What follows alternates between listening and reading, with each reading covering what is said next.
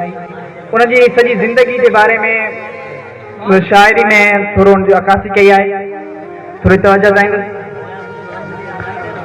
आ खाली घर खामोश सदाऊं ही मुंहिंजो थर खामोश सदाऊं।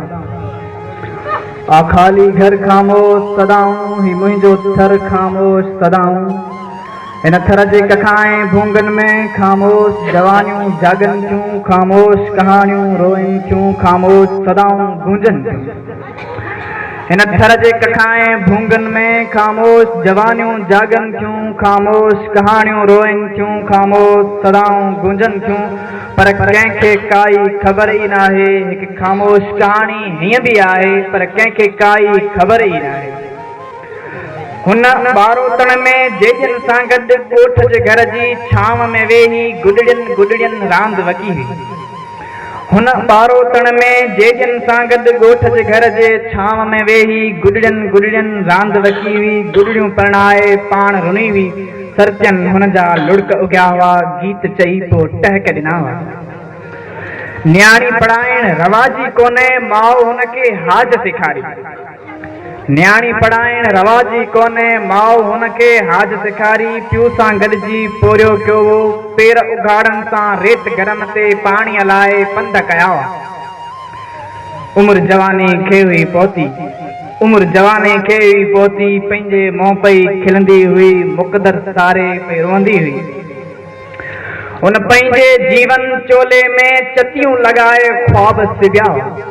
हुन पंहिंजे जीवन चोले में चतियूं लॻाए ख्वाब सिबिया हुआ। कचड़े जोबन कोमल उमिरि में शादीअ जी पोइ ॻाल्हि हली। हुन पंहिंजे जीवन चोले में चतियूं लॻाए ख्वाब सिबिया हुआ। कचड़ी जोबन कोमल उमिरि में शादीअ जी पोइ ॻाल्हि हली हुई। चोलो हुनजो चीरे फाड़े ख्वाब समूरा उॾड़े उॾड़े लेह हंधनि में माउ भरियो।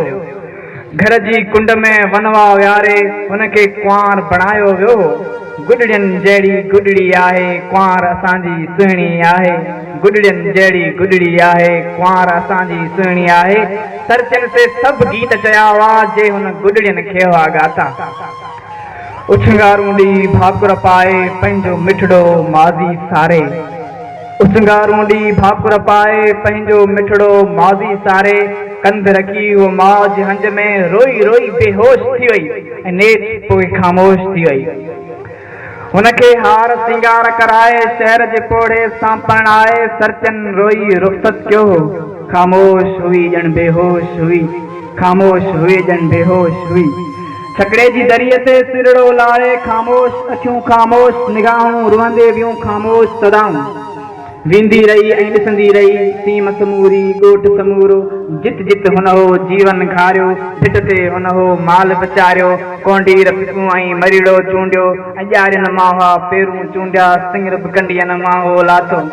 मींहं जी मुंद में नंदियुनि में वारीअ जा हुन घर हुआ ठाहिया। सभु कंहिंखे उहो वणंदी हुई सभु कंहिंखे उहो ॾिसंदी वई उहो हर कंहिंखां विछड़ी वई। शहर जी बिजलियूं भाए न पियो हुन चांडोकीअ खे यादि कयो। शहर जी बिजलियूं भाए न पियो हुन चांडोकीअ खे यादि कयो हो। धन दौलत ऐं बंगला माड़ियूं कंहिं बि न हुनखे चैन ॾिनो हो। चौधरी वारी कोट में वेही यादनि जा उहो एल्बम खोले आज़ाद हवा जा रंग ॿुधाए पंहिंजा ॻोठ ऐं गुॾड़ियूं सरचियूं पंहिंजा मारू सारींदी हुई।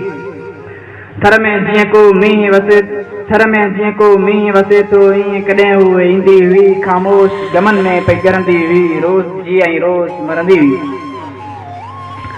ख़ामोश कहाणियूं सीने सांडे जीअं में झुरंदी सड़ंदी रही। जिस्म समूरो ॻरंदे वियो ऐं जीवन हुनजो ॿरंदे वियो।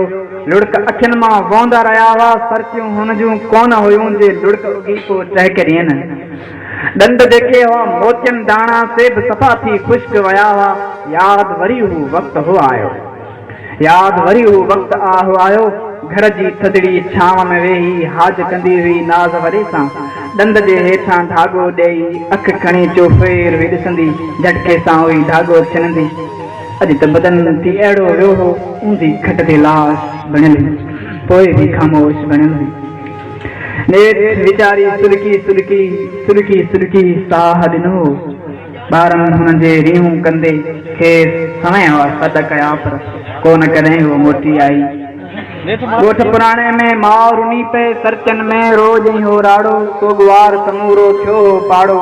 ॻोठ समूरो घर समूरा खामोश, घटियूं खामोश हवाऊं, भिट जूं चोटियूं ॼारियूं तारियूं, सदड़ियनि छांवनि में लामनि में लोड ॿधी पो लोड लुड़ी हुई। खूह जा गस पंदई बनियूं ॿारा सारे हुनखे रुनावा सारा, सुरकी सुरकी पार कढिया हुआ हुन जा मासूम ॿार रुनावा। हुनजे ख़ामोश जीवन जी ख़ामोश कहाणी ख़त्म थी वई, पर कंहिंखे काई ख़बर ई नाहे, पर कंहिंखे काई ख़बर ई